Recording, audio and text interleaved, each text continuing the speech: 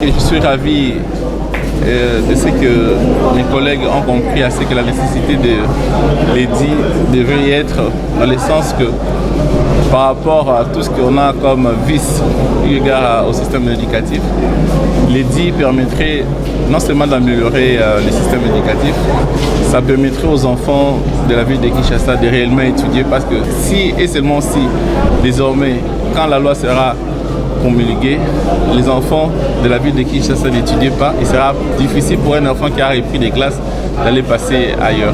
Aujourd'hui, il y a vagabondage. Pourquoi? Parce que les enfants savent que même s'ils n'étudient pas, ils vont passer des classes, ils vont se faire fabriquer des bulletins. Avec ces édits, ça permettra à ce qu'un enfant qui n'étudie pas, il sait que s'il ne va pas à l'école, il ne va pas passer des classes. Et s'il échoue, il ne va pas passer ailleurs. C'est ça même la raison d'être de l'EDI. Et de ces faits, il y a eu confusion avec les amis par rapport à l'aspect CERNI. CERNI, certes, ça existe sur le plan national, mais si nous avons demandé l'existence de cet édit parce que nous avons vu les insuffisances du service.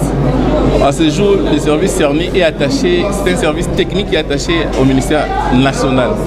Et de ce fait, ce service technique ne fait pas bien son travail en réalité sur terrain. Et il faudrait la création de cette régie de la gestion informatisée et numérisée des élèves dans la ville de Kinshasa qui permettrait de maîtriser non seulement les effectifs, les statistiques et surtout ça permettrait de mobiliser de moyens dans la ville de Kinshasa. Et la création de cette direction ou régie permettrait aujourd'hui de mobiliser entre 5 à 10 millions de dollars l'an. C'est ce que je suis en train de parler. Prenez seulement, je vous donne un exemple.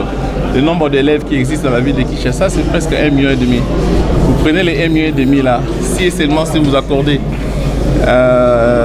vous informatisez les systèmes, à tout parent qui voudrait avoir le bulletin de son enfant, il est libre. Il n'a qu'à télécharger via réseau à la maison, comme on le fait actuellement avec les attestations de réussite.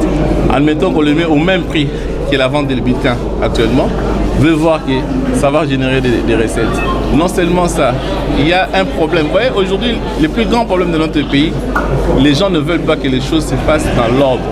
Ils ont peur de la numérisation. Or, si nous numérisons les choses, le pays va gagner beaucoup.